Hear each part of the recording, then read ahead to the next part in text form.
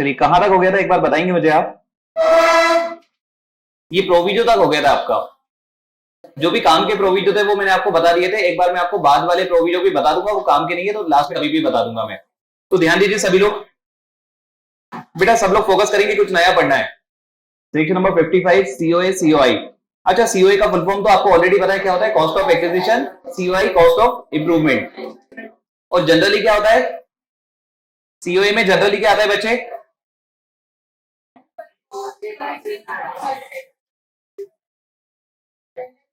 देखिए मैं आपको एक चीज बता दूं, आगे के कल का दिन और आगे के दो दो दिन डिपेंड करता है कैपिटल गेन आपका कैसा जाने वाला है।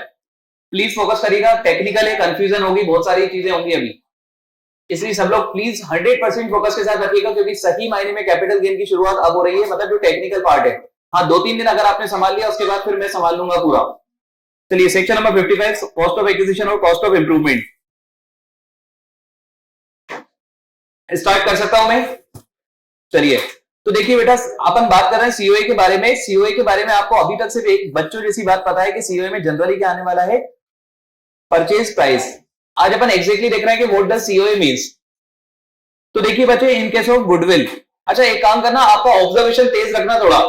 क्या लिखा है? In case of goodwill, goodwill of business और profession, trademark, copyright, patent, brand name, tenancy right, loom और रूट परमिट।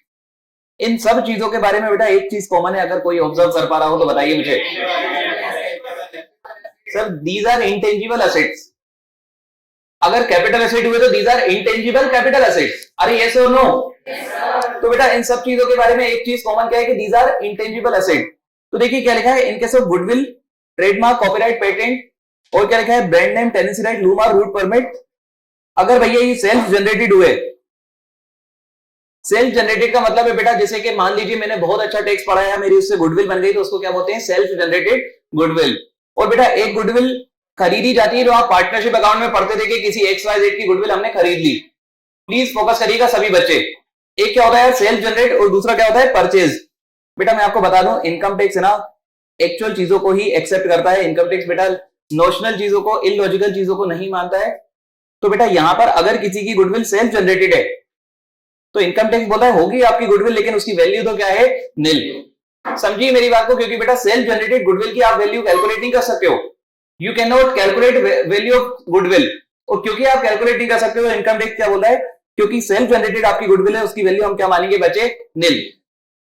लेकिन बच्चे इसी के साथ ध्यान देना, अगर परचेज है, अगर परचेज करा है तो क्या मानेंगे, देखिए क्या लिखा है, इफ इट इज परचेज तो क्या मानेंगे, परचेज प्राइस। तो इन सब के बेटा ध्यान से ध्यान दे दो यार, अगर ये सब चीजें आपकी सेल्फ जनरेटेड है, प्लीज फोकस करना बेटा। मैं आपसे ईमानदारी से बोल रहा हूं कि कुछ टेक्निकल आप पढ़ने वाले हैं, और अगर आपने 2 दिन संभाल लिया ना, दो आज की क्लास कल की क्लास, अगर पूरी 1 घंटे की हुई, अगर आपने 2 क्लास संभाली तो आपको फिर बहुत स्मूथ जाएगा सब कुछ। तो यार गुडविल, ट्रेडमार्क, कॉपीराइट, पेटेंट के बारे में आप लोगों ने क्या पढ़ा कि यार they, if they are self generated, अगर सेल्फ जनरेटेड है तो आप क्या मान लोगे, नील। सेल्फ जनरेटेड है तो आप क्या मान लोगे बेटा, नील। लेकिन अगर किसी ने परचेज करी होगी तो उस केस में आपको परचेज प्राइस को क्या मानना पड़ेगा, कॉस्ट ऑफ एक्विजिशन। आपको पता है कॉस्ट ऑफ एक्विजिशन का काम क्या है? कौन बताएगा मुझे आप में से, इसका काम क्या है? Sir section 48 computation of capital gain में 2 डिडक्शन मिलती है, जिसमें से एक डिडक्शन क्या था, cost of acquisition.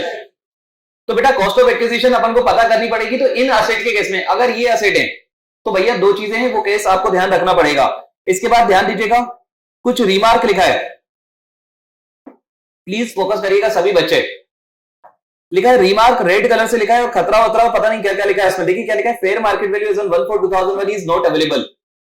Fair market value as on 1 for 2001 is not available. Class में कोई बच्चा खुद से हाथ उठा के मुझे बताएगा कि इसका मतलब क्या है? हाँ खड़े हो जाइए। सर नॉर्मल असेट में जो हमें बेनिफिट मिलता था ना फेयर मार्केट वैल्यू का, जब हम असेट खरीदते थे 1/4/2001 से पहले, तो आपको पता है ना, आप कॉस्ट को कंपेयर किससे करते थे, फेयर मार्केट वैल्यू, और क्या लेते थे, विच एवर इज हायर। आपको गुडविल वगैरह के केस में, इन इंटेंजिबल एसेट के केस में आपको वो बेनिफिट नहीं मिलेगा। कोई मुझे लॉजिक बता दीजिए अब इस चीज का, खुद से हाथ उठा के इस चीज का लॉजिक क्यों नहीं मिलेगा।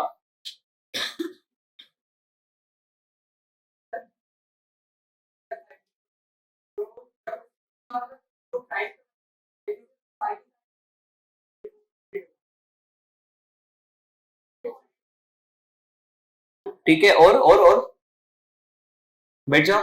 और कोई?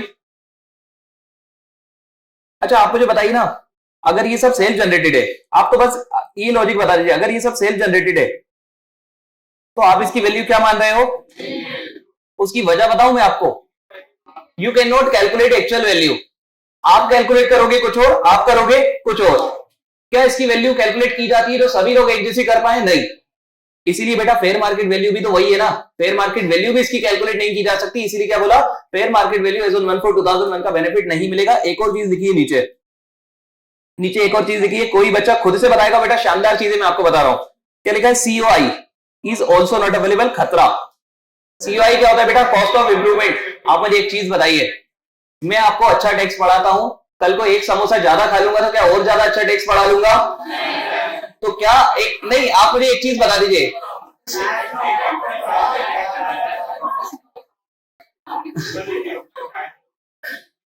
क्या गुडविल इंप्रूव करवा सकते हो? मेरा आपसे क्वेश्चन है बेटा, जानबूझ के मैंने ऐसा एग्जांपल लिया, क्या बेटा एक समोसा, जैसे मैं अभी अच्छा काम कर रहा हूं, क्या 2 समोसे ज्यादा खा लूंगा तो और ज्यादा अच्छा काम कर पाऊंगा? नहीं। अरे मेरे प्यारे बच्चों प्लीज फोकस करिएगा, जितना मैंने अभी तक बताया ना इंपॉर्टेंट है, जितना मैंने अभी तक आपको बताया इंपॉर्टेंट है। एक बार इसको मैं हटा रहा हूं, प्लीज ध्यान दीजिएगा बेटा, अभी बारीकी आपको याद रखना है, बारीकी ही पढ़ा रहा हूं आज मैं आपको। कॉस्ट ऑफ एक्विजिशन सेक्शन जाए भाड़ में। कॉस्ट ऑफ एक्विजिशन बेटा, कुछ असेट, कुछ कौन कौन से असेट है? Intangible asset such as goodwill, patent, trademark, copyright, loom or, route permit, सभी इंटेंजिबल है बेटा, सभी इंटेंजिबल। यस और नो? अगर ये सब सेल्फ जनरेटेड है तो उनकी कॉस्ट ऑफ एक्विजिशन क्या मानोगे? 0। लेकिन अगर परचेज कराए तो क्या मानोगे? Purchase price. Logic sir, we can not calculate value of it. अगर सेल्फ जनरेटेड है तो हम वैल्यू कैलकुलेट नहीं कर सकते, और इनकम टैक्स नोशनल वैल्यू को नहीं मानता, इसलिए इनकम टैक्स ने क्या बोला, हम तो उसको 0 ही मानेंगे। क्या मानेंगे बेटा? 0। लेकिन अगर सही में, जैसे मान लीजिए बेटा मेरी गुडविल किसी ने खरीद ली, या किसी की गुडविल मैंने खरीद ली 1 करोड़ रुपए पे करके, तो आप मुझे बताइए क्या यहाँ पर गुडविल मैंने सही में पैसे देके खरीदी है? यस। उस केस में बेटा कॉस्ट ऑफ एक्विजिशन क्या मानी जाएगी? 1 करोड़ रुपए जो आपने पे किए हैं। क्या आपको ये बात क्लियर है? चलिए, गुडविल के केस में बेटा, इंटेंजिबल चीजों के केस में आपको 2 चीज ध्यान रखनी है। पहली चीज, फेयर मार्केट वैल्यू का बेनिफिट नहीं मिलेगा। सेकंड चीज, इंप्रूवमेंट का भी बेनिफिट नहीं मिलेगा। फेयर मार्केट वैल्यू का बेनिफिट नहीं मिलेगा, लॉजिक क्या है सर? कैलकुलेट ही नहीं कर सकते। और इंप्रूवमेंट का बेनिफिट नहीं मिलेगा, लॉजिक है बेटा, आप सोचो ना यार, कुछ एक्स्ट्रा पैसा खर्चा करके आप गुडविल नहीं बढ़ा सकते हो। आप एक्स्ट्रा कुछ भी खर्चा करके बेटा गुडविल को इंक्रीज नहीं कर सकते हो, इसलिए क्या लिखा है? कॉस्ट ऑफ इंप्रूवमेंट का बेनिफिट नहीं मिलेगा। आगे और ध्यान दीजिएगा, बोनस शेयर्स। बेटा मैं आपको बता दूं सब कुछ, मैं आपको अब जो मैं आपको बताने वाला हूं ना, अब आपको संभालना है बहुत अच्छे से और ध्यान से सुनना। मैं आपको बता तो चुका हूं, अगर आप लॉजिक पे रहेंगे और अगर आप फोकस रहेंगे तो आप खुद से एक बार में समझ भी पाओगे और खुद से बता भी सकते हो बिना समझाए। लेकिन एक बार अगर आप कंफ्यूज हो गए ना तो बहुत दिक्कत हो जाएगी आपको यहां पर। अब बोनस शेयर्स, आप मुझे बताइए बोनस शेयर क्या होता है? पहले तो बेटा एक मैं आपके सामने एक चार्ट बना रहा हूं, आप मुझे एग्री करते हो तो उस चीज से एग्री करते जाना, और मैं एक थोड़ा सा बड़ा चार्ट होगा, मतलब कुछ ज्यादा नहीं लिखना, लेकिन स्टेप बाय स्टेप भी आप एग्री करो तो उसको मतलब हाँ करते जाना, वरना मुझे रोक देना। एक कंपनी है, ध्यान दीजिए, देखिए सुनिए, जो मैं आपको आज चीज बता रहा हूं ना, ये चीज मेरे बताने के बाद आपको पता होनी चाहिए, क्योंकि हर सब्जेक्ट में आपकी ये चीजें आने वाली हैं, इंक्लूडिंग कंपनी लॉ में आने वाली है, अकाउंट्स में आने वाली है, इनकम टैक्स में आने वाली है, ना जाने कहां कहां आने वाली है। तो मुझे एक बात बताइए बेटा, कंपनी को पैसे की जरूरत होती है तो कंपनी 2 तरीके से पैसा लेके आती है। फर्स्ट इज अपने इक्विटी, मतलब एक second, first is own fund जो कि शेयर कैपिटल होता है, या तो इक्विटी शेयर कैपिटल या फिर प्रेफरेंस शेयर कैपिटल। सेकेंड चीज, कंपनी लोन लेके आती है या फिर डिबेंचर लेकर पैसे लेके आती है। यस और नो? तो बेटा हम यहां पर बात कर रहे हैं कंपनी ओन फंड पे जा रही है। ऑन फंड मतलब कौन से शेयर? इक्विटी शेयर या फिर प्रेफरेंस शेयर्स। फोकस करिएगा बेटा, कंपनी ओन फंड जब पहली बार लेने जाती है मार्केट में तो उसको आप बोलते हो आईपीओ, इनिशियल पब्लिक ऑफर। जब कंपनी दूसरी बार लेने जाती है तो आप बोलते हो एफपीओ, फर्दर पब्लिक ऑफर। पूरा मैं आपके चार्ट बता रहा हूं कि कंपनी कब कब क्या क्या कर सकती है, और समझना बेटा, अपने दिमाग के अंदर इस चीज को बसा लेना। पहली बार पैसा जब मार्केट में लेने जाती है उसको क्या बोलते हैं? Initial public offer. अगली बार लेने जाती है उसको क्या बोलते हैं? Further public offer. अरे यस और नो? अच्छा, ये आईपीओ एफपीओ के अलावा भी बेटा एक और तरीका होता है, ध्यान देना बच्चे, प्लीज ध्यान से सुनना। मैं आपके सामने चार्ट बना रहा हूं, आप तो उस चार्ट से एग्री करना। बेटा एक और कंपनी के पास मौका रहता है कि उसकी जो एग्जिस्टिंग शेयर होल्डर है उसके जो एग्जिस्टिंग शेयर होल्डर है ना, ध्यान दीजिएगा बेटा, एग्जिस्टिंग शेयर होल्डर को कंपनी शेयर्स ऑफर करती है। प्लीज फोकस करिएगा, मैं आपका फोकस चाहता हूं बेटा, मैं हल्की चीज नहीं बता रहा हूं कुछ आपको। एग्जिस्टिंग शेयर होल्डर को क्या ऑफर किया जाता है बेटा? शेयर्स। एग्जिस्टिंग शेयर होल्डर को शेयर्स ऑफर किया जाता है बेटा, ध्यान से सुनना, दो तरीके से किया जा सकता है, इस पे फोकस करना बस। पहला किया जा सकता है बेटा, एक सेकंड, पहला किया जा सकता है फ्री में और किया जाता है कुछ कम अमाउंट में। एक तो बेटा किया जाता है फ्री में, आप मुझे बता दीजिए, अगर फ्री में पे किया जा रहा है तो उसको क्या बोलते हैं? Bonus issue. Existing share holder को 10 शेयर के बदले में 2 शेयर अगर दे रहा हूं, उसको रेशियो बोलते हैं 5:1, 1:5। ध्यान से सुनिए मेरी बात, 10 शेयर, अपन इतना बड़ा एग्जांपल क्यों दे रहे हैं? 2 शेयर के बदले में 1 शेयर अपन दे रहे हैं। आपके पास अगर 2 शेयर है, मैं आपको 1 शेयर फ्री में अगर दे रहा हूं तो उसको क्या बोलते हैं बेटा? Bonus issue. अरे यस और नो? अच्छा बेटा, यही 2 शेयर के बदले में अगर मैं आपको 1 शेयर दे रहा हूं लेकिन कुछ पैसे में दे रहा हूं तो इसको क्या बोलते हैं? अगर बेटा मनी इन्वॉल्व होती है तो उसको क्या बोलते हैं अपन? Right issue. डिफरेंस समझिएगा बात को, दोनों में बेटा आप शेयर्स किसको दे रहे हो? अपने वालों को, एग्जिस्टिंग शेयर होल्डर को, लेकिन फ्री में दे रहे हो तो बोनस बोल रहे हो, पैसों में दे रहे हो तो क्या बोल रहे हो? Right issue. मेरा आपसे क्वेश्चन है बेटा, कंपनी आपको, मान लीजिए ये कंपनी है रिलायंस, और इस रिलायंस की कंपनी की आज मार्केट प्राइस चल रही है 1200 रुपए। आप मुझे बताइए, कंपनी आपको राइट इश्यू दे रही है 1400 में, लोगे क्या? आप मुझे एक चीज बताना, मुझे, मैं आपसे क्वेश्चन पूछ रहा हूं बेटा, 1200 रुपए का शेयर है मार्केट में, मतलब आप जाके मार्केट में कितने का खरीद सकते हो? 1200। कंपनी बोल रही है आप हमारे अपने हो इसलिए 1400 में ले लो। क्या आप ऐसे अपने बनोगे जो 1400 में 1200 का शेयर लोगे? नहीं। तो आप मुझे बताओ, क्या कभी भी कंपनी राइट इश्यू ज्यादा में देती होगी या कम में देती होगी? Instead company should offer you share at lower price, ताकि आप कंपनी से खरीदो, मार्केट से ना खरीदो। अरे बेटा, अगर कंपनी आपको 1200 में भी ऑफर देगी ना तो आप बोलोगे हम आपसे क्यों खरीदें, हम तो कहां से खरीदेंगे? मार्केट से। अरे यस और नो? आप इंडिफरेंट हो बेटा, 1200 में आप यहां से खरीदो वहां से खरीदो, बात एक ही है, लेकिन आप फिर भी बोलोगे ना कि ऐसे हम कैसे आपके अपने। अरे यार, जब आपकी खुद की दुकान है, सुनना मेरी बात, आपकी खुद की दुकान है, अगर वो चीज, कोई चीज वो आपको 100 की दे रहा है, बाहर भी 100 की मिल रही है, तो आप खुद की से खरीदो ही क्यों फिर? अरे यस और नो? तो बेटा ध्यान देना, कंपनी आपको जब यहां पर शेयर देती होगी तो पक्के में सर मार्केट प्राइस से तो कम पे देती होगी, जैसे कि सर हो सकता है कितने रुपए पे दे? 1100 रुपए पर, 1100 रुपए पे आपको शेयर दिया जा रहा है। अब मुझे बताओ, क्या अब आपके पास मोटिवेशन है कि कंपनी के द्वारा दिया गया राइट शेयर आप खरीदो? यस। प्लीज फोकस करिएगा, चार्ट को एक बार वापस से बता रहा हूं, कुछ बारीक पॉइंट पर मुझे इससे रिलेटेड बताना है। कंपनी ऑन फंड इश्यू करना चाह रही है बेटा, ऑन फंड इश्यू करने के 2 तरीके। पहली बार जब मार्केट में जाती है क्या बोलते हैं? Initial public offer. सब्सिक्वेंटली अगर वापस से नया बिजनेस कर रहे हैं, कुछ एक्स्ट्रा पैसे की जरूरत है, वापस से गई मार्केट में, इसको क्या बोलते हैं? FPO, further public offer. और सर एक और ऑप्शन रहता है कि एग्जिस्टिंग शेयर होल्डर, जो ऑलरेडी एग्जिस्टिंग शेयर होल्डर है, उनको फ्री में शेयर दे देंगे तो क्या बोलेंगे? Bonus issue. और अगर सर पैसों में देंगे तो क्या बोलेंगे? Right issue. ध्यान से सुनना बेटा, बहुत बारीक पॉइंट इनमें से निकलेंगे, अभी बहुत ही बारीक पॉइंट इनमें से निकलेंगे, इसलिए प्लीज पूरा फोकस बनाए रखिएगा बहुत अच्छे से। एग्जिस्टिंग शेयर होल्डर को फ्री में दिया बोनस, और सर अगर पैसों में दिया तो राइट इश्यू। मैंने आपको क्या सिखाया? जब भी कंपनी आपको राइट इश्यू देगी, आप हमेशा कम में लेना चाहोगे, आप कभी भी ज्यादा में या उतने पे नहीं लेना चाहोगे। समझ रहे हो क्या इतनी बात? बेटा आप मुझे बताओ ना, आपको कितना यहां पर बेनिफिट मिल रहा है? राइट इश्यू की बात कर रहा हूं मैं, राइट इश्यू के केस में कितना आपको प्रॉफिट मिल रहा है आपके एग्जिस्टिंग शेयर होल्डर होने की वजह से? सर 1200 रुपए का शेयर हमें 1100 रुपए में दिया जा रहा है, मतलब कितना हमारी कमाई हो रही है? 100 रुपए। बेटा इस 100 रुपए को बोलते हैं वैल्यू ऑफ राइट। ध्यान से सुनना बेटा, दिस इज वेरी इंपॉर्टेंट। इस 100 रुपए को क्या बोलते हैं? Value of right. मतलब जितना आपको फायदा मिला है उस चीज को क्या बोलते हो? अगर मैं टेक्निकली उसको बोलूं तो उसको क्या बोला जाता है बेटा? Value of right. क्योंकि आप एग्जिस्टिंग शेयर होल्डर थे, इसलिए हमने आपको कोई शेयर 1200 की जगह कितने में दिया? 1100 रुपए में। कितने का बेनिफिट दिया है? 100 रुपए का। उसको आज के बाद आप क्या बोलोगे? Value of right.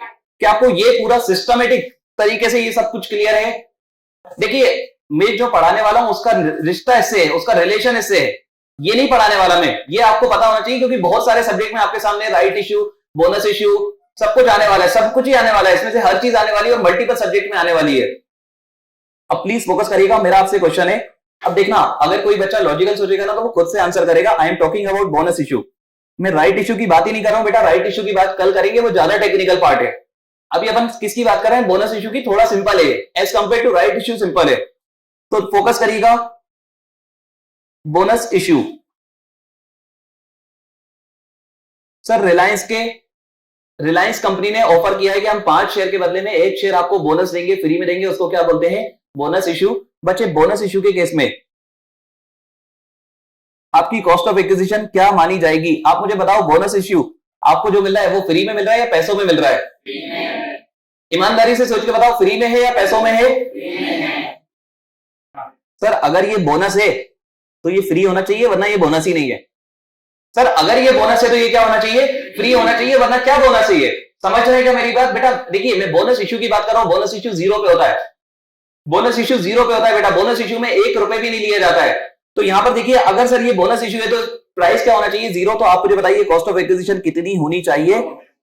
कितनी होनी चाहिए? नील। कल को बेटा जो शेयर आपको बोनस में मिले उसको बेचोगे बेटा, share is a capital asset. पहले मैं आपको बता दूं, आपने पता नहीं सोचा या नहीं सोचा, लेकिन मैं आपको बता दूं, section 2 clause 14, capital asset means property of any kind held by the assessee. Section 2 clause 14, capital asset means property of any kind held by the assessee except for 4 चीजें। उन 4 चीजों में बेटा शेयर्स कवर नहीं था। उन 4 चीजों में शेयर्स कवर नहीं था। मतलब शेयर क्या है? कैपिटल एसेट है, ये तो कंफर्म है। शेयर्स कैपिटल एसेट है, ये तो कंफर्म है। लेकिन मैं आपके सामने एक और एग्जांपल ले रहा हूं बेटा। मान लीजिए कंपनी है जिसका काम ही इन्वेस्टमेंट करना है, क्या उसके लिए शेयर्स कैपिटल एसेट है? उसके लिए स्टॉक इन ट्रेड है। लेकिन बेटा मेरे और आपके लिए शेयर्स क्या है? Capital asset. समझ रहे हैं क्या आप? मेरे और आपके लिए शेयर्स क्या है बेटा? Capital asset. कोई कंपनी का काम ही इन्वेस्टिंग करना है, किसी पर्सन का बिजनेस ही शेयर्स में पैसा लगाना है, तो उसके लिए वो क्या हो सकता है? Stock in trade. तो अपन तो बेटा नॉर्मल पॉइंट ऑफ व्यू से बात कर रहे हैं कि शेयर्स अपने लिए क्या है? Capital asset. अब मुझे आंसर करिएगा, कॉस्ट ऑफ एक्विजिशन कितनी मानोगे? नील। कॉस्ट ऑफ एक्विजिशन कितनी मानोगे? नील। अब मेरा आपसे क्वेश्चन, बेटा आपको रिलायंस ने बोनस इश्यू दिया है, इसको सोच समझ के आंसर करना। आपको रिलायंस ने बोनस इश्यू दिया और बेटा ये है आपका 1:2, मतलब 2 के बदले में 1 शेयर। ठीक है, 1:2 का आपको बोनस इश्यू मिला है। फोकस करिएगा, ये बोनस इश्यू आपको मिला है बेटा 1988 में। असेट बहुत पहले मिल गया आपको। असेट कब हो चुका है बेटा? बहुत पहले। और बहुत पहले से आप समझ रहे होंगे 1/4/2001 से पहले। क्या बेटा यहां पर बोनस इश्यू आपको 1/4/2001 से पहले मिले हैं? यस। तो बेटा जब भी असेट आपको 1/4/2001 से पहले मिलता है, आप 2 चीज लेते हो, एक कॉस्ट लेते हो और क्या लेते हो? Fair market value as on 1/4/2001। बेटा क्योंकि शेयर बोनस है, इसकी कॉस्ट तो कितनी ही होगी? 0। लेकिन आप मुझे बताइए, क्या स्टॉक एक्सचेंज में इसकी कोई प्राइस रही होगी 1/4/2001 को? मान लीजिए बेटा उस दिन इसकी प्राइस थी 700 रुपए। तो आप मुझे बताइए ना, आपकी कॉस्ट ऑफ एक्विजिशन कितनी होनी चाहिए? आपकी कॉस्ट ऑफ एक्विजिशन कितनी होना चाहिए sir? Whichever is higher that is 700 rupees. समझना मेरी बात। आपको याद क्या रखना है बेटा? बोनस इश्यू अगर आपको 1/4/2001 के बाद मिला है तो कितना ही होगा? 0। अरे बोनस इश्यू अगर आपको 1/4/2001 के बाद मिला है तो कितना ही होगा? 0। लेकिन बेटा अगर 1/4/2001 से पहले, तो 0 का आप कंपेयर करोगे फेयर मार्केट वैल्यू से, और विच एवर इज हायर, जो कि हमेशा क्या आने वाली है? Fair market value. वो आपकी क्या बन जाएगी? Cost of acquisition. अरे यस और नो?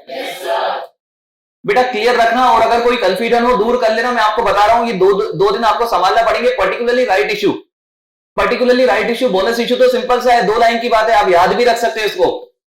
ये तो मैं आपको लॉजिक से बताने की कोशिश कर रहा था कि सभी एसेट में ऐसा होता है, कोई बोनस में नहीं हो रहा। सभी एसेट में क्या होता है बेटा? एक सेकंड। जनरली क्या ही होता है? Purchase price. सीओए बेटा जनरली क्या होता है? Purchase price. और बोनस शेयर आपको फ्री में मिले हैं, मतलब आपने कितना पैसा पे किया है? 0। तो उसकी कॉस्ट ऑफ एक्विजिशन कितनी होना चाहिए? 0। लेकिन if it is been acquired before 1/4/2001, तो सर सभी एसेट को कॉस्ट और fair market value whichever is higher अपन क्या मानते हैं? Cost of acquisition. वही कंसेप्ट क्या बोनस शेयर पे भी एप्लीकेबल होगा? यस। बेटा ध्यान से सुनना, आपको पता है कंफ्यूजन हो सकती है गुडविल। बेटा गुडविल आपने ना 1947 में खरीद ली थी 10 लाख रुपए की। इसकी fair market value as on 1/4/2001 सही तो कोई कैलकुलेट ही नहीं कर सकता। मान लीजिए क्वेश्चन में गिवन है, नहीं देगा कभी वो। मान लीजिए गिवन है 1 करोड़ रुपए, आप मुझे बताइए लोगे या नहीं लोगे? अभी पढ़ा था अपन ने, कॉस्ट ऑफ इंप्रूवमेंट का बेनिफिट किसको नहीं मिलेगा? Intangible asset such as patent, trademark, copyright, goodwill etcetera. Yes और नो? लेकिन किसको तो मिल जाएगा? बोनस शेयर या फिर कोई भी अदर एसेट। क्या आपको ये बात क्लियर है? चलिए एक काम करूं, मैंने अभी तक आपको जितना पढ़ाया है एक बार मैं आपको दिखा देता हूं। एक सेकंड। चलिए अभी तक मैंने आपको पहले तो जितना पढ़ाया है, देखिए क्या लिखा है बोनस शेयर के बारे में। देखिए क्या लिखा है आप लोग प्लीज। अगर किसी बच्चे को डाउट हो, कोई क्लैरिफिकेशन चाहिए तो अभी के अभी पूछ लेना यार। क्या लिखा है? In case of bonus share और सिक्योरिटीज, कॉस्ट ऑफ एक्विजिशन और fair market value as on 1/4/2001 whichever is higher. अच्छा ये कब होगा लेकिन, जब वो बिफोर क्या हो 1/4/2001। और बेटा अगर वो ऑन और आफ्टर 1/4/2001 हो तो कुछ देखने की जरूरत है, आपको पता ही है उस केस में तो क्या होगा सर, ऑन और आफ्टर 1/4/2001 ऑलवेज निल, ऑलवेज उसकी वैल्यू क्या होने वाली है बेटा निल। क्या आपको इतनी बात क्लियर है? नीचे कुछ 112A से रिलेटेड लिखा है और उसके नीचे लिखा भी है will discuss later along with 112A। तो वो तो अपन कर लेंगे बेटा, वो तो अपना सबसे इंपॉर्टेंट सेक्शन है, बहुत कुछ पढ़ेंगे उसके अंदर तो अपन। सर तो टैक्सेबिलिटी कैसे निकलेगी बेटा, बस आ गया क्वेश्चन, ध्यान दो, बस हो गया। इधर सब लोग प्लीज फोकस करना है इधर ध्यान से, नहीं सुनिए मेरी बात।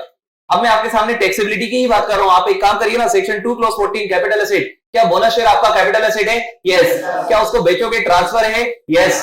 तो 45(1) के अकॉर्डिंग उस पर क्या लगेगा, कैपिटल गेन। कैपिटल गेन जब भी लगेगा बेटा इसका विदाउट एनी एक्सेप्शन हमेशा किस सेक्शन के पास जाओगे, section number 48 full value of consideration. क्या लोगे, selling price. Full value of consideration में क्या लोगे बेटा, सेलिंग प्राइस। ध्यान से सुनना बच्चे, मैंने आपको क्या ही सिखाया है, जनरली सेलिंग प्राइस, और अभी तक कोई एक्सेप्शन बताया भी नहीं है, तो नहीं बताया मतलब नहीं है, अगर होगा तो बता दूंगा आगे।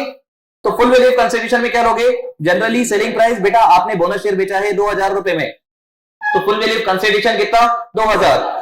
अच्छा ट्रांसफर एक्सपेंस, इसमें से आप क्या माइनस करते हो, ट्रांसफर एक्सपेंस कितने, 0। क्वेश्चन में गिवन होता है, मैंने आपको नहीं बताया मतलब कितने, 0। नेट कंसीडरेशन बेटा मैं आपको बता देता हूं, नेट कंसीडरेशन क्वेश्चन कभी आपको नहीं बताएगा, वो आपको कैलकुलेट करना पड़ेगा, कितना आ जाएगा बेटा, 2000 रुपए। अब प्लीज फोकस करिएगा, यहां पर आपको एक डिडक्शन मिलता है कॉस्ट ऑफ एक्विजिशन, शायद हम इसी की बात कर रहे थे। बेटा आपने ये बोनस शेयर है ना खरीदे थे 2011-12 में, 0। तो आपका, अच्छा एक सेकेंड, अब कोई नालायक बच्चा शेयर्स में इंप्रूवमेंट करवा दे, उसमें पेंटिंग करवा दे या उसमें लेमिनेशन करवा दे शेयर सर्टिफिकेट में, तो बेटा ऐसा कोई बेनिफिट आपको मिलेगा नहीं, ठीक है। शेयर्स वगैरह में कोई इंप्रूवमेंट पॉसिबल नहीं है, तो भैया कॉस्ट ऑफ इंप्रूवमेंट हमेशा क्या होगा इन चीजों में, 0। तो आप मुझे बताइए कैपिटल गेन, सर 2000 रुपए का क्या आ गया, कैपिटल गेन।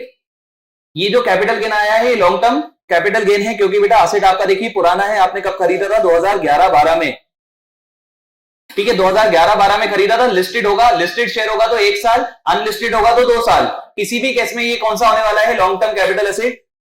तो कैपिटल गेन भी कौन सा होने वाला है बेटा, लॉन्ग टर्म कैपिटल गेन। दिमाग खोल के सोचिएगा, कैपिटल गेन के अंदर कहां क्या पढ़ रहे हो, क्यों पढ़ रहे हो, सब कुछ बिल्कुल क्लियर रहना चाहिए आपको। क्या आपको यहां तक क्लियर है? राइट शेयर के बारे में मैं आपको अभी कुछ भी नहीं बताना चाहता। अब एक काम करिए, जो मैंने आपको आज पढ़ाया वो पहले मैं आपको याद करवा देता हूं, सब लोग ध्यान दीजिएगा। हम पढ़ रहे थे कॉस्ट ऑफ एक्विजिशन, जो कि ये सेक्शन नंबर 55। अब देख लीजिए बेटा आपको, लेकिन ये सेक्शन याद नहीं रखना है, ये सेक्शन नंबर आपको याद नहीं रखना है, मैं आपको बता दूं, ठीक है। आपको बिल्कुल भी याद नहीं रखना है, लेकिन हम पढ़ क्या रहे हैं बेटा, section number 55 cost of acquisition. याद नहीं रखना है तो मैं आपको इसको हटा रहा हूं, प्लीज फोकस करिएगा सभी बच्चे। कुछ बेटा इंटेंजिबल से एसेट आपने देखे थे, जैसे कि goodwill, trademark, patent, copyright, loom hour, route permit. बेटा अगर किसी को एग्जैक्टली किसी वर्ड का मतलब देखना है तो या तो वैसे तो क्लियर ही है, लेकिन मैं आपको बता दूं, ये देखिए गुडविल तो सबको पता है बेटा, ट्रेडमार्क सबको पता है, कॉपीराइट सबको पता है, patent, brand name, tenancy right. Tenancy right बेटा मैं आपको बता दूं, यहां पर है ना किराएदार से लिया जाता है टेनेंसी राइट, ठीक है। तो वो भी आपका क्या होता है, इंटेंजिबल एसेट। तो बेटा ध्यान से सुनना, मेरा घर है, मैंने आपको टेनेंसी राइट दिया था, मेरा घर है, मेरी ये प्रॉपर्टी है, एपीटी की बिल्डिंग, आप लोगों ने मुझसे क्या ले लिया, टेनेंसी राइट। आगे आप किसी को उस टेनेंसी राइट को बेच रहे हो तो कैपिटल गेन आएगा बेटा, क्योंकि वो आपका कैपिटल एसेट है। प्रॉपर्टी ऑफ एनी काइंड, कोई भी प्रॉपर्टी आपकी क्या है बेटा, कैपिटल एसेट। तो टेनेंसी राइट भी आपका, मेरा नहीं। ध्यान से सुनना, एक है ओनर, एक है टेनेंट। ओनर ने टेनेंसी राइट किसको दिया होगा बेटा, टेनेंट को।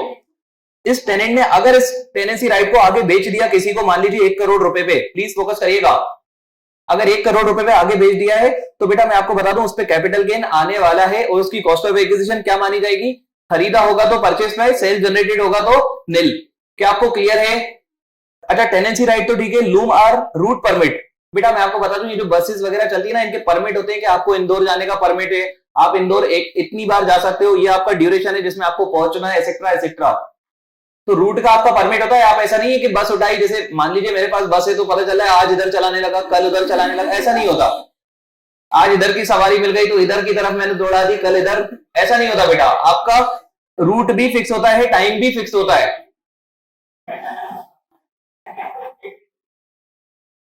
बेटा मैं आपको क्यों बता रहा हूं ये सब, मैं आपको इसलिए बता रहा हूं कि दीज आर इंटेंजिबल एसेट। अरे ये एसेट ही तो इसलिए ना क्योंकि आपके पास एक राइट है, आपके पास राइट है कि मैं इस टाइम पे इस रूट पे गाड़ी चला सकता हूं। समझ रहे हैं मेरी बात? तो ये आपका क्या हो गया, रूट परमिट। बेटा लूम-आर में आपको बता दूं क्या होता है, जैसे मान लीजिए सरकार ने बोला हुआ है कि यार किसी जगह पे 10 घंटे ही काम किया जा सकता है, या फिर ये मतलब ऐसी बेटा लूम आर्स पता है क्या होता है, मैं आपको लेमन लैंग्वेज में बता देता हूं। यहां पर आर्स पे रिस्ट्रिक्शन होता है और आप अपने वो आर्स किसी को भेज देते हो।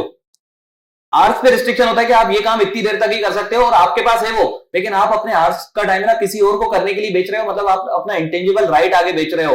तो इसको बोलते हैं लूम आर। मतलब लिमिटेड कुछ टाइम होता है, सरकार की तरफ से लिमिट होती है, और बेटा अगर आप अपने उस लिमिटेड टाइम को आगे बेच देते हो, मतलब आपको दिया था सरकार ने कि आप करो उस लिमिटेड टाइम तक काम। समझ रहे हैं क्या मेरी बात? अगर आपने आगे से बेच दिया तो उसको बेटा वो होता लूम आ रहे, उसको बोलते लूम आ रहे, और आगे बेचने पे भी आपको क्या लग जाएगा, कैपिटल गेन। बच्चे आपको पता है कैपिटल गेन के अंदर, ध्यान से सुनना सभी लोग, सेक्शन 2 क्लॉज 14 बहुत इंपॉर्टेंट है आपके लिए। और पता है सेक्शन 2 क्लॉज 14 ने बड़ी सिंपल सी बात बोली थी कि कोई भी प्रॉपर्टी, क्या बोला था बेटा, property of any kind held by the assessee whether or not it is connected with business or profession, whether or not it is tangible or intangible, कुछ भी हो बेटा, कोई भी प्रॉपर्टी जो एसएससी हेल्ड करता है वो उसका क्या है, कैपिटल एसेट। जब भी वो उसको ट्रांसफर करेगा, सेल एक्सचेंज रिलिंक्विशमेंट करेगा, एक्सटिंग्विशमेंट करेगा, तो उसको क्या लगने वाला है, कैपिटल गेन। तो ये सब बेटा, ये सब आपके इंटेंजिबल एसेट है और प्रॉपर्टी ऑफ एनी काइंड है ना। तो इस सब पे भी आपको बेटा, अगर ये सब आप बेचोगे तो इस पे आपको क्या लगने वाला है, कैपिटल गेन। समझ रहे हैं क्या मेरी बात? कैपिटल गेन जब भी लगेगा बेटा, कैलकुलेट करने किस सेक्शन के पास दौड़ते दौड़ते जाओगे, section number 48, full value of consideration generally selling price minus transfer expense net consideration minus cost of acquisition cost of improvement, आपका क्या आ जाएगा, कैपिटल गेन। और बेटा वहीं पर हम सीओए के बारे में ही पढ़ रहे हैं कि यार अगर ये सब चीजें तो सीओए, अगर परचेज दे तो परचेज प्राइस, और अगर बेटा सेल जनरेटेड है तो उस केस में क्या लोगे आप, निल। ये क्लियर है आपको? फिर बेटा हमने देखा बोनस शेयर्स। बोनस शेयर मतलब एग्जिस्टिंग शेयर होल्डर को अगर फ्री में शेयर दिया जाए तो उसको हम क्या बोलते हैं, बोनस शेयर। बेटा बोनस शेयर अगर आपको 1 साल 2 साल 3 साल 4 साल पहले मिला है तो हमेशा उसकी वैल्यू कितनी होने वाली है, 0। सीओए कितना होने वाला है, 0। लेकिन बेटा बोनस शेयर अगर आपको 1/4/2001 से पहले मिल गए थे तो उस केस में 0 और fair market value whichever is higher will be considered as cost of acquisition. ये क्लियर है आपको? अच्छा मुझे बताइए other assets such as building, मतलब अदर एसेट सभी एसेट की बात कर रहा हूं बेटा, ध्यान से सुनना। इन एसेट को छोड़ के, इनको छोड़ के और बोनस शेयर को छोड़ के, प्लीज फोकस करिएगा। इनको छोड़ के और बोनस शेयर को छोड़ के सभी एसेट, जैसे कि बेटा ये मोबाइल अगर कैपिटल एसेट है तो, या फिर ये अगर कैपिटल एसेट है तो, या कोई भी कैपिटल एसेट बेटा अगर अभी खरीदा है 1 2 3 4 5 6 साल पहले, तो उसकी क्या परचेज प्राइस जो भी होगी वो उसकी क्या बन जाएगी, कॉस्ट ऑफ एक्विजिशन। लेकिन बेटा if it is been purchase before 1/4/2001, अगर 1/4/2001 से पहले खरीदा है तो उस केस में कॉस्ट और fair market value whichever is higher. अच्छा इन एसेट से पर्टिकुलर रिलेटेड आपसे क्वेश्चन पूछ रहा हूं, क्या इन एसेट को कोई भी इंप्रूवमेंट का बेनिफिट मिलेगा, नहीं। अच्छा क्या इन एसेट को फेयर मार्केट वैल्यू का भी बेनिफिट मिलेगा, नहीं। चलिए मैं पहले तो आपसे कुछ चीजें पूछ रहा हूं, मुझे वो बता दीजिए। अगर कंपनी अपने एग्जिस्टिंग शेयर होल्डर को फ्री में शेयर देती है उसको क्या बोलते हैं, bonus issue. Existing share holder को फ्री में देती है तो क्या बोलते हैं यार, बोनस इश्यू। और उन्हीं एग्जिस्टिंग शेयर होल्डर को पैसों में देते हैं तो राइट इश्यू। क्लियर था आपको ये चीज? चलिए अब मुझे एक चीज बताइए, ध्यान दीजिएगा सभी लोग। बोनस इश्यू के बारे में कल हमने कुछ पढ़ा था, आप मुझे बताइए ना बोनस इश्यू की सीओए कितनी होती होगी। चलिए एक सेकेंड, सीओए वर्ड यूज नहीं करता हूं बेटा। बोनस इश्यू कितने में परचेज कराया आपने? सर बोनस मतलब फ्री में मिला, मतलब उसकी परचेज प्राइस कितनी है, 0। तो आप मुझे बताइए इसकी सीओए भी कितनी होना चाहिए, 0। लेकिन यही बोनस शेयर अगर आपको बेटा 1/4/2001 से पहले मिला था तो बेटा ध्यान से सुनना, एक सेकेंड, अगर आपको 1/4/2001 से पहले मिला था, मतलब लिख देता हूं आपके सामने बिफोर 1/4/2001, यार अगर आपको 1/4/2001 से पहले बोनस इश्यू मिला था तो यहां पर आप दो चीजों को कंपेयर करोगे। फर्स्ट इज परचेज प्राइस जो कि आपकी कितनी है, 0। परचेज प्राइस तो 0 है लेकिन बेटा उस शेयर की मार्केट वैल्यू जरूर रही होगी उस दिन। मतलब बेटा मैं आपसे बोलना चाहता हूं कि 1/4/2001 को दिन 1/4/2001 का जो दिन रहा होगा उस दिन बेटा बॉम्बे स्टॉक एक्सचेंज या फिर नेशनल स्टॉक एक्सचेंज में जरूर वो शेयर्स किसी ना किसी वैल्यू पे ट्रेड कर रहा होगा, यस और नो? तो बेटा वहां पर उसकी वैल्यू गिवन होगी फेयर मार्केट वैल्यू इस तारीख की। मान लीजिए 100 रुपए गिवन है, तो आप मुझे बताइए कितनी कॉस्ट ऑफ एक्विजिशन मान लोगे? 100 रुपए। मतलब अगर अभी मिला है आपको तो 0, अगर पहले मिला है, पहले का मतलब मेरे केस में हमेशा पहले का मतलब होता है बिफोर 1/4/2001। अगर पहले मिला है तो बेटा आपकी कॉस्ट ऑफ एक्विजिशन कितनी हो जाएगी? 0 और fair market value whichever is higher, मतलब कितनी हो जाएगी बेटा यहाँ पर? अगर अपन रटना चाहे तो फेयर मार्केट वैल्यू, और अगर अपन लॉजिकली सोचना पाए तो वही कर रहे हैं अपन जो आज तक अपन पढ़ते आए हैं। इसके बाद बेटा आप थोड़ा सा प्लीज फोकस करिएगा क्योंकि ये कंसेप्ट ऐसा है आपको एक ही बार में इसको पकड़ना चाहिए। एग्जिस्टिंग शेयर होल्डर, थोड़ा सा technical concept. Existing share holder को, क्योंकि बातें बहुत सारी होने वाली है उसमें, सबका फोकस होना चाहिए। एग्जिस्टिंग शेयर होल्डर को फ्री में शेयर दिए तो बोनस इश्यू, और अगर पैसों में दिए तो राइट इश्यू। बहुत अच्छे से फोकस करना बेटा, मैं जब बोल रहा हूं ना थोड़ा सा ट्रिकी है तो सही में है वो। कौन सा है? Right issue. अच्छा एक चीज मुझे बताइए, यहां पर मैं एग्जांपल ले रहा हूं, फॉर एग्जांपल रिलायंस का शेयर है और जिसकी मार्केट प्राइस है बेटा 1500। तो आप मुझे बताओ राइट इश्यू में कोई एक्साइज प्राइस होता होगा? एक्साइज प्राइस मतलब वो प्राइस जिसमें आपको शेयर ऑफर किया जा रहा है। आप मुझे बताइए वो 1500 होता होगा या 1500 से कम होना चाहिए उसको? For example 1200। इश्यू प्राइस कितना है बेटा? 1200। जो इश्यू प्राइस होता है उसी को आप क्या बोलते हो? Excise price. क्या आपको ये बात क्लियर है? अच्छा अब ध्यान देंगे सभी लोग। आपको पता है राइट इश्यू के केस में आपके पास दो ऑप्शन होते हैं। किसने कभी पढ़ा है क्या आपने राइट इश्यू के बारे में? कभी भी अकाउंटिंग में या कहीं पढ़ा है क्या आपने? यहां पर इनकम टैक्स के पर्सपेक्टिव से पढ़ रहे हैं तो फोकस करिएगा सभी बच्चे। 1500 रुपए का शेयर आपको कितने का दिया जा रहा है? 1200। इस 1200 रुपए को आप क्या बोलते हो? Excise price. और 1500 रुपए क्या है? शेयर की मार्केट प्राइस। अब बेटा मैं आपको बता देता हूं, दो ऑप्शन होते हैं। ये ऑप्शन आज के बाद आप सब लोग बहुत अच्छे से ध्यान रखना। जो एग्जिस्टिंग शेयर होल्डर है ना, एग्जिस्टिंग शेयर होल्डर, उसके पास दो ऑप्शन है। पहला ऑप्शन वो बेटा शेयर्स को परचेज कर ले। देखिए ध्यान दीजिए सभी लोग, कंपनी ने ऑफर दिया है कि हम आपको 1500 रुपए का शेयर कितने में दे रहे हैं? 1200। कंपनी ने आपको ऑफर दिया 1500 का शेयर कितने में ले लो? 1200। तो एक ऑप्शन तो आपके पास क्या है? आप 1500 रुपए के शेयर को कितने में खरीद लो? 1200। तो अगर आप खरीदोगे तो कितने में खरीदोगे बेटा? 1200। यस और नो? आप मुझे बताइए क्या खरीदने पे कैपिटल गेन आता है या फिर ट्रांसफर करने पे कैपिटल आता है? ट्रांसफर का मतलब सेल से रिलेटेड है कुछ। खरीदने पे आएगा या सेल करने पे आएगा? सेल। अभी मुझे बताओ यहां पर बेटा राइट इश्यू आप परचेज कर रहे हो, कैपिटल गेन आएगा या नहीं आएगा? सर कैपिटल गेन नहीं आएगा क्योंकि कैपिटल गेन परचेज करने पे नहीं आता सर, कैपिटल गेन ट्रांसफर करने पे आता है। यस और नो? बेटा कल को आप इसी शेयर को आगे जाके बेचोगे, इसी शेयर को आगे जाके बेचोगे तो मुझे एक चीज बताइए, जब भी आप बेचोगे कैपिटल गेन आएगा और किस सेक्शन के अंदर कैपिटल गेन कंप्यूट करोगे? Section number 48 full value of consideration selling price ले लोगे। फुल वैल्यू ऑफ कंसीडरेशन में क्या ले लोगे बेटा? Selling price. उसमें से माइनस करोगे ट्रांसफर एक्सपेंस, क्या आ जाएगा? Net consideration. बेटा नेट कंसीडरेशन में से आपको माइनस करने को मिलेगा कॉस्ट ऑफ एक्विजिशन। मेरा आपसे यही तो क्वेश्चन है, कॉस्ट ऑफ एक्विजिशन कितनी? सर 1500 रुपए का शेयर हमें कितने का मिला था? 1200। कोई दिक्कत नहीं बेटा, तुम्हें तो कितने का मिला था? 1200। तो तुम्हारी कॉस्ट कितनी है? 1200। यस और नो? तो आगे जाके आप जब कैपिटल गेन कैलकुलेट करोगे तो आपका कितना कॉस्ट ऑफ एक्विजिशन आने वाला है? 1200।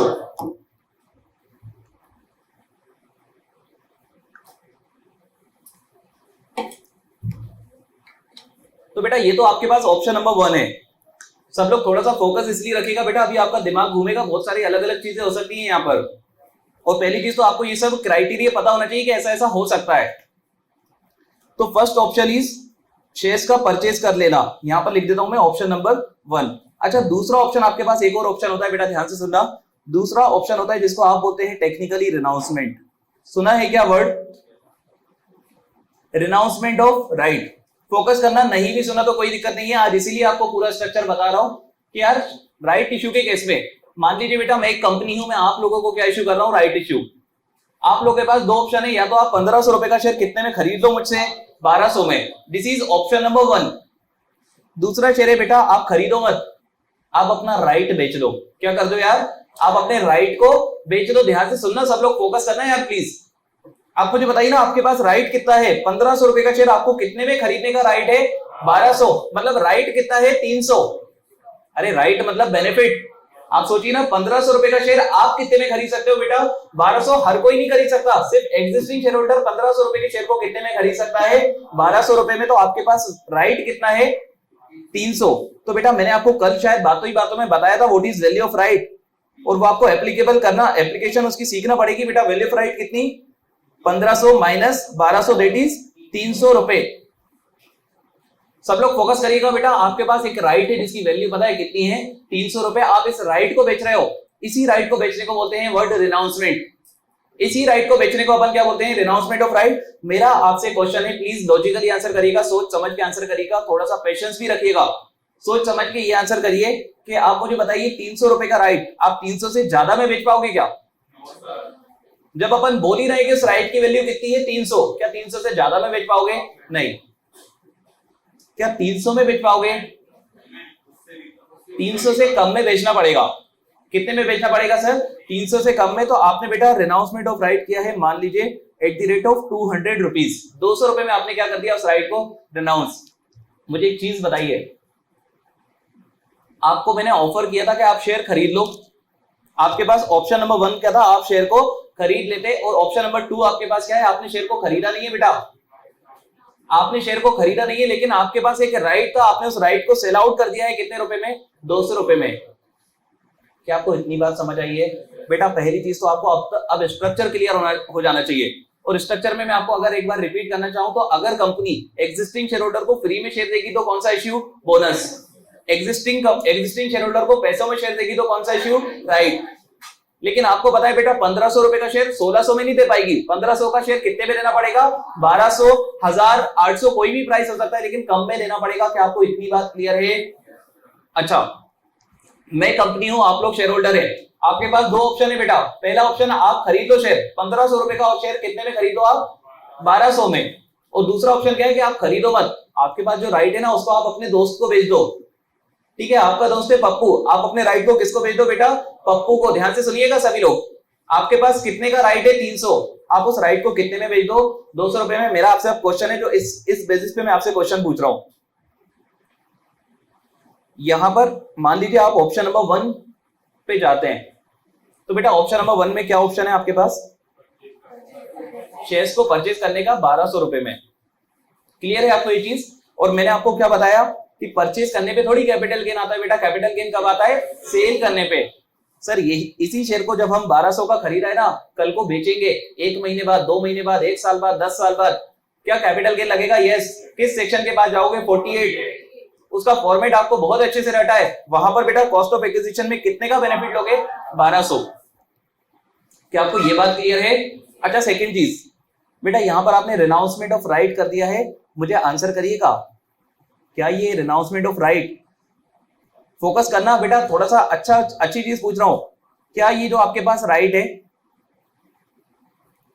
क्या आपका राइट कैपिटल एसेट है according to section 2 clause 14? Property of any kind, कैसी भी शक्ल हो बेटा, प्रॉपर्टी ऑफ एनी काइंड। समझना मेरी बात, शक्ल कैसी भी हो, टेंजिबल हो, इंटेंजिबल हो, बिजनेस से रिलेटेड हो, नॉट रिलेटेड हो, doesn't matter.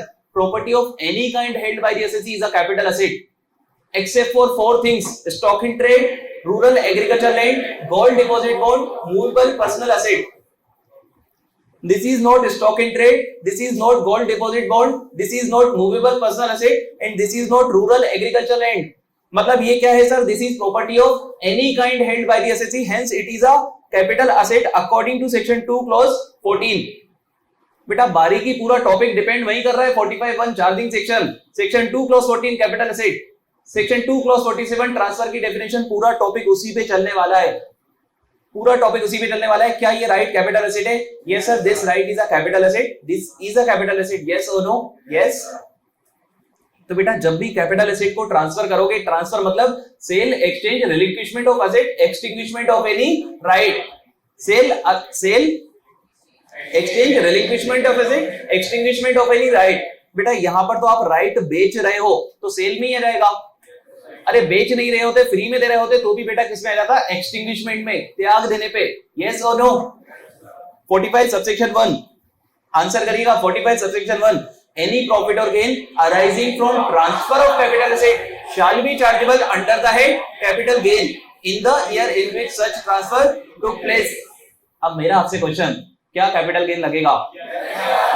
Yes sir, it is a capital asset और ये जो हो रहा है ये ट्रांसफर है, मतलब चार्जिंग सेक्शन हिट करेगा और क्या लग जाएगा आपको? Capital gain. और आप मुझे बताइए कैपिटल गेन लगेगा तो आपको बेटा जब भी कैपिटल गेन लगता है आपको बेटा दौड़ के जाना पड़ता है सेक्शन नंबर 48 के पास।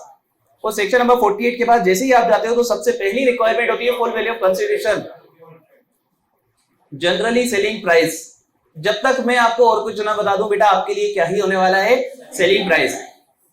तो आपने राइट को कितने में बेचा था? 200, मतलब आपने कैपिटल एसेट कितने में बेचा? 200।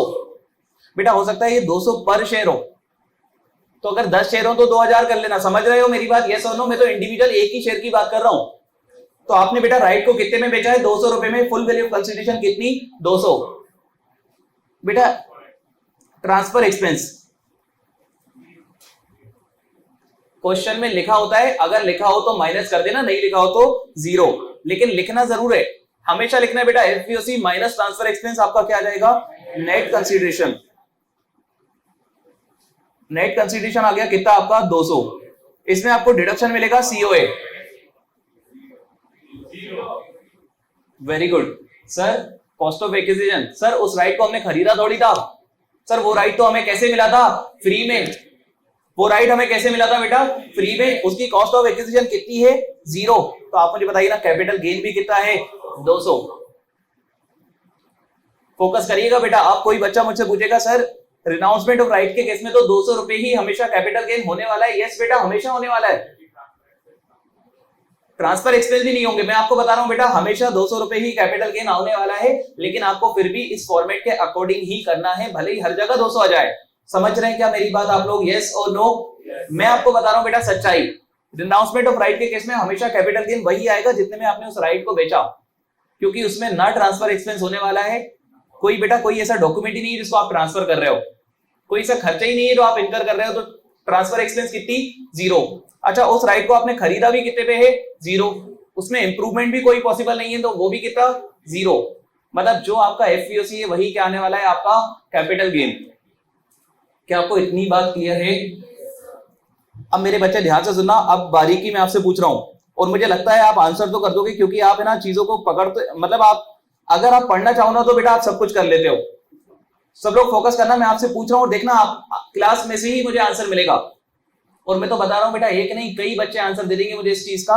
अगर मैं आपसे पूछूं, यहां पर बेटा मैं एग्जांपल ले रहा हूं, ये जो राइट इश्यू का ऑफर मिला है ना, ये मिला है मिस्टर मास। मतलब शेयर होल्डर कौन है? एग्जिस्टिंग शेयर होल्डर कौन है? मिस्टर मास। मिस्टर मास के पास दो ऑप्शन, या तो मिस्टर मास 1200 में खुद खरीद ले, या फिर मिस्टर मास आगे अपने दोस्त को बेच दे। और बेटा अभी मैं जो बात कर रहा हूं वो अपने दोस्त की बात कर रहा हूं, मतलब मैं बात कर रहा हूं with respect to renouncement of right. मेरे दोस्त का नाम है पप्पू, ध्यान दीजिएगा, सही में है, और मेरे दोस्त का नाम पप्पू। मिस्टर मास ने बेटा पप्पू को रिनाउंसमेंट ऑफ राइट कर दिया, और कितने में कर दिया वो आपको ऑलरेडी पता है, 200 रुपए में। और आपको पता है बेटा क्योंकि right is a capital asset, तो मिस्टर मास के हाथ में क्या आने वाला है? Capital gain. और कितने रुपए का आने वाला है सर? मिस्टर मास के हाथ में कैपिटल गेन आने वाला है कितने रुपए का? 200। बेटा छोड़ो मिस्टर मास को, मैं तो बात कर रहा हूं पप्पू की। फोकस करेगा, आंसर करेगा। आप मुझे बताइए बेटा, पप्पू ने शेयर खरीदा है, पप्पू ने क्या खरीदा है? शेयर खरीदा है। खरीदने पे कैपिटल गेन लगेगा क्या? खरीदने पे सर कैपिटल गेन नहीं लगेगा। पप्पू ने शेयर खरीदा है, खरीदने पे कैपिटल गेन नहीं लगेगा, लेकिन बेटा कल को पप्पू उस शेयर को बेचेगा तो कैपिटल गेन लगेगा। कैपिटल गेन लगेगा किस सेक्शन के पास जाओगे? Section number 48। Full value of consideration में जो भी सेलिंग प्राइस होगा ले लोगे, ट्रांसफर एक्सपेंस कर लोगे। यस और नो? फोकस करिएगा बेटा, जो मैं आपसे पूछूंगा वो आप मुझे बता देना, अभी पूछ नहीं रहा हूं, ये तो सब मैं ही बता रहा हूं आपको। तो फुल वैल्यू ऑफ कंसीडरेशन में से आपने क्या माइनस कर दिया? Transfer expense. क्या आ गया आपके पास? Net consideration. इसमें बेटा एक चीज आपको माइनस करनी होगी शायद, जिसका नाम होता है कॉस्ट ऑफ एक्विजिशन। अब मेरा आपसे क्वेश्चन है, what will be cost of acquisition to mister Pappu? Sir ये जो हमारा पप्पू है ना, इसने सर 1200 रुपए कंपनी को पे किए होंगे। सभी लोग फोकस करेंगे, सर मिस्टर पप्पू ने 1200 किसको पे किए? कंपनी। लेकिन सर इनके दोस्त ने भी इनको लूटा था और कितने रुपए लिए थे? 200। मतलब शेयर्स मिस्टर पप्पू को कितने का पड़ा था? 1400 रुपए। अरे यस और नो? तो आप मुझे बताइए कॉस्ट ऑफ एक्विजिशन कितनी होनी चाहिए? किस किस को मेरे बताने से पहले लग रहा था कि ऐसा ही होने वाला है? देखिए मैं बोल रहा था कि आपको पता होगा, और समझिएगा मेरी बात को, अगर आप फोकस रखेंगे ना ऐसे ही तो आपको 100% चीजें क्लियर होने वाली है। और मैं आपको कुछ टेक्निकल कंसेप्ट बता रहा हूं, लेकिन अगर आप अपना प्रेजेंस ऑफ माइंड रखोगे और फोकस रखोगे तो आप खुद मुझे सब चीजें बता दोगे। तो आपकी कॉस्ट ऑफ एक्विजिशन कितनी हो गई? 1400 रुपए। अरे यस और नो? पहले तो बेटा एक बार अपन ग्रिप में लाने के लिए, क्योंकि यहां तक अपन ने कुछ मेजर पार्ट और कुछ टेक्निकल पार्ट कर लिया है, और यहां से अपना थोड़ा सा मतलब पार्ट अब अलग जाएगा। मतलब कह सकते हैं कि अगर कैपिटल गेन 3 या 4 पार्ट में, तो एक पार्ट हमारा कंप्लीट हो चुका है, जो कि हो चुका है अभी। अब फोकस करिएगा बेटा उस पार्ट से रिलेटेड, अभी अपन को रिवीजन करना है, लेकिन उस पार्ट के रिवीजन से पहले अपन चलते हैं एक बार मेन सेक्शंस पर, ठीक है? वहीं से होते हुए अपन आएंगे और फिर अपन ब्रेक लेंगे, और नेक्स्ट वाली क्लास में अपन बोनस इश्यू, राइट इश्यू को आपकी हेल्प से विद एग्जांपल आप लोग मुझे रिवाइज करवाएंगे, बोनस इश्यू, राइट इश्यू को विद फिगर्स। क्लियर है आपको ये चीज? पहले अपन चलते हैं बेटा अपने पूरे टॉपिक के अंदर, क्योंकि ये वाला पार्ट अब अपना खत्म हो चुका है। इसके बाद अपन आगे अगले पार्ट की बात करेंगे, या वहां ये बातें नहीं होंगी। चलिए सभी बच्चे, सबका ध्यान है अच्छे से? चलिए बेटा कैपिटल गेन स्टार्ट करने से पहले सबसे पहले अपन चलते हैं section number 28, charging section of PDVP. Section number 29, आगे बढ़ो। Section number 30, rent, taxes, repair and insurance of plant and machinery, rent, and taxes, repair and insurance of building. Section number 31, repair and insurance of plant and machinery and furniture. Section number 32, depreciation. Section number 35, scientific research. Section number 35D, preliminary expense. Section 35DDA, voluntary retirement scheme. Section number 35AD, specified business. Section number 36, specific deduction. Section number 37, general deduction. Section number 40AI, payment made to non resident 100% disallowed. Section number 40AIA, payment made to resident 30% disallowed. Section 40 capital A subsection 2, payment made to relative unreasonable amount disallowed. Section 40 capital A subsection 3, cash payment 10,000 single day single person, 10,000 तक allowed है, 10,000 से ज्यादा disallowed. एक second, अच्छा transporter के case में 35,000 की limit है। अच्छा मैं भूल गया था, सॉरी। अच्छा वैसे अपन सिर्फ सेक्शन का नाम पढ़ रहे थे। Section number 40A3। इसके बाद बेटा section 44AD, presumptive taxation of business 8%, 6%। Section 44ADA, presumptive taxation of professional 50%। Section 44AE, presumptive taxation of transport 7,500, light 1,000 रुपए पर मंथ पर व्हीकल पर टन, पता नहीं ना जाने कितने पर। Heavy motor vehicle 12 metric ton से ज्यादा वाली। Section 44AA, books of account. Section 44AB, audit. Section 40B, partners related expense, जहां पर आपने लिमिट पढ़ी थी कि सैलरी सिर्फ वर्किंग पार्टनर को अलाउड होगी, इंटरेस्ट मैक्सिमम 12% होगा, सैलरी बुक प्रॉफिट के बेसिस पे अलाउड होगी, चेंज आप कर सकते हो लेकिन प्रोस्पेक्टिव होना चाहिए, रिट्रोस्पेक्टिव नहीं होना चाहिए, एक्सेट्रा एक्सेट्रा। तो दिस वाज ऑल अबाउट पीडीवीपी। इसके बाद बेटा आपने एक सेक्शन पढ़ा, सेक्शन 45 सबसेक्शन 1। अब सुनिए मेरी बात।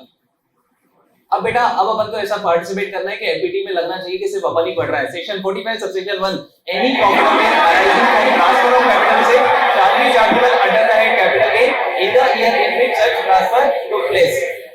Section 2 clause 14, capital asset means property of any kind made by the assessee whether or not it is connected with business or profession. Any securities held by FII, but it always include 4 things: stock in trade, movable personal asset, rural agriculture land, gold deposit, gold. एक second, अब मैं आपसे question पूछूंगा बेटा, movable personal asset के 6 exception,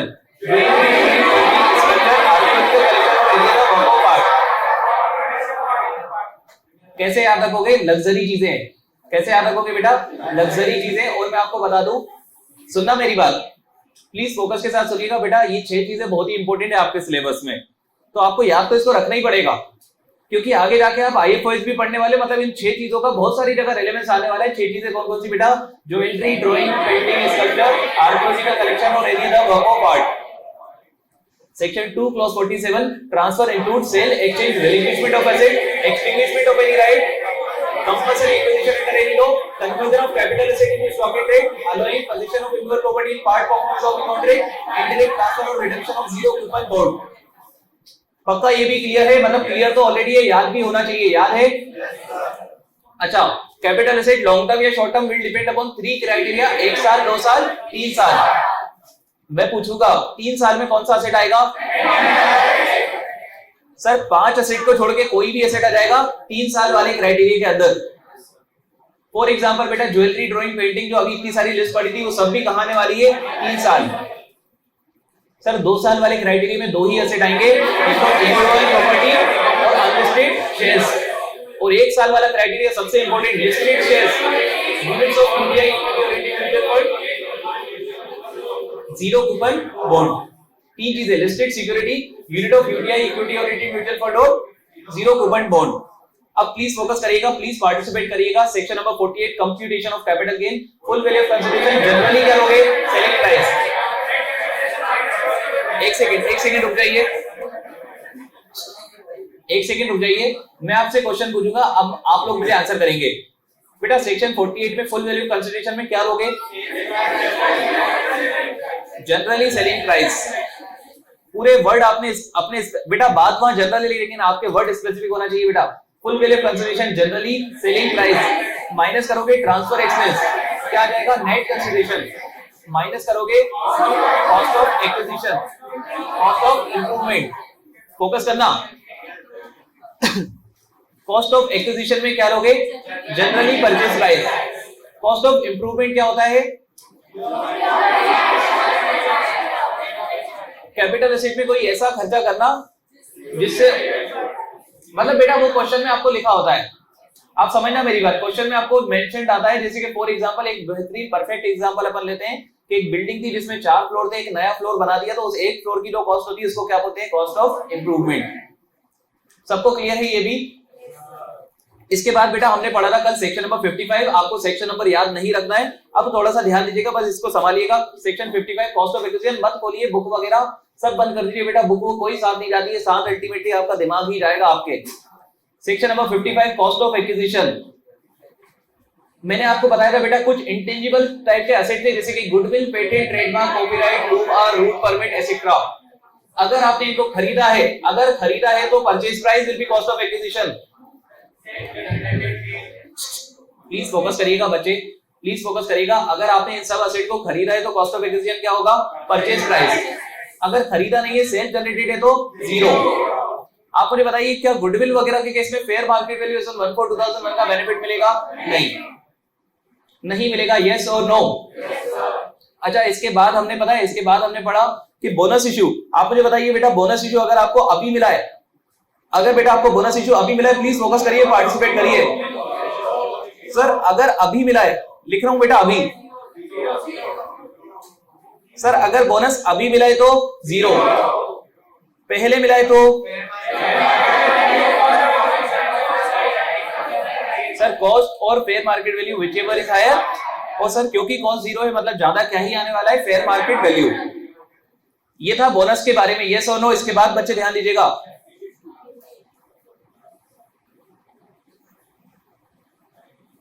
एक काम करते ना यार, ये बोनस और राइट इश्यू छोड़ो, सेक्शन 48 अपन ने आधा अधूरा कराया अभी। Section 48 computation of capital gain, proviso, second proviso. Sir अगर ऐसे लॉन्ग टर्म कैपिटल एसेट है तो आपको क्या करना पड़ेगा? इंडेक्सेशन। जैसे ही आपने इंडेक्सेशन की बात करी, अगला ही प्रोविजो आया कि 3 एसेट के केस पे इंडेक्सेशन नहीं मिलेगा। First is equity shares, second is unit of equity oriented mutual fund, third is unit of business trust. 3 asset बेटा वेरी इंपॉर्टेंट, बहुत इंपॉर्टेंट है, तीनों याद रखना पड़ेंगे। Equity shares, units of equity oriented mutual fund और यूनिट ऑफ बिजनेस ट्रस्ट। इन 3 asset के केस में आपको कभी भी क्या नहीं मिलेगा? इंडेक्सेशन। इसके बाद बेटा fourth provision, very good sir, fourth provision ने बोला बॉन्ड्स और डिबेंचर पे भी इंडेक्सेशन नहीं मिलेगा। अब प्लीज सब लोग शांत हो जाए, रुक जाइए। पीछे निखिल खड़ा होगा, निखिल खड़े हो जाओ। इसके दो एक्सेप्शन बताओ मुझे, कौन कौन से बॉन्ड्स हैं? एक है CIB कैपिटल इंडेक्सेशन बॉन्ड, और दूसरा कौन सा है बेटा? Sovereign gold bond. मैं आपको एक चीज बताऊं, अगर आप इनके नाम भी भूल जाओगे ना, आपको इसका नाम पढ़ के, अगर आप बेटा वैसे भूल जाओगे ना, पढ़ के आपको याद आ जाएगा कि यार इस पे इंडेक्सेशन आपको मिलेगा। ठीक है, पढ़ के आपको याद आ जाएगा बेटा। और मैं आपको बता दूं ट्रिक क्या है। CIB, इसमें आई क्या था? इंडेक्सेशन। नाम में लिखा इंडेक्सेशन, मतलब सरकार ने बनाई उसे इंडेक्सेशन की वजह से था। अच्छा, दूसरा कौन सा है? सॉवरेन गोल्ड, डिजिटल गोल्ड को रिलैक्सेशन है, इसलिए आपको क्या दिया गया है? इंडेक्सेशन। एक लास्ट चीज मुझे बताइए, अदर एसेट। अदर एसेट मतलब इन जो आपने सुना मेरी बात, जो आपने बेटा अभी, सब लोग प्लीज फोकस करना क्योंकि आप लोग कंफ्यूज मत होना कि अदर एसेट मतलब क्या। बेटा अदर एसेट मतलब बोनस को हटा दो, बोनस को हटा दो, किसको हटा दो? राइट इश्यू को भी हटा दो, क्योंकि इनके आपने स्पेसिफिक ट्रीटमेंट पढ़े है ना। बोनस का आपने स्पेसिफिक पढ़ा है, राइट इश्यू का स्पेसिफिक पढ़ा है, और आपने बेटा वो गुडविल वगैरह का भी क्या पढ़ा था? स्पेसिफिक पढ़ा था आपने। तो यार उन सब असेट को छोड़ के जिनका आपने स्पेसिफिक पढ़ा, उन सबके केस में क्या बात हो रही है? उन सबके केस में बात हो रही है कि अभी है या पहले। अगर अभी है तो परचेज प्राइस, अगर अभी है तो बेटा क्या हो जाएगी? Purchase price. और बेटा अगर पहले है तो परचेज प्राइस और fair market value whichever is higher. और बेटा अभी और पहले का मतलब आप बहुत अच्छे से समझ रहे होंगे। अभी का मतलब 1/4/2001 के बाद, ऑन और आफ्टर मतलब एग्जैक्टली 1/4/2001 को भी है तो भी वो अभी कहलाएगा। ऐसा कोई वर्ड है नहीं, वो तो मैं आपको ऐसे याद कराने के लिए बोल रहा हूं। अभी मतलब आपने 1/4/2001 या उसके बाद लिया है तो क्या हो जाएगा बेटा? Purchase price. और अगर 1/4/2001 से पहले लिया होगा तो परचेज प्राइस और fair market value whichever is higher. इसी तरह के इन्फॉर्मेटिव वीडियोस देखने के लिए हमारे चैनल को सब्सक्राइब करें और लेटेस्ट वीडियोस को सबसे पहले देखने के लिए बेल आइकॉन को हिट करें। साथ ही लाइक और शेयर करना ना भूलें। APT educating India.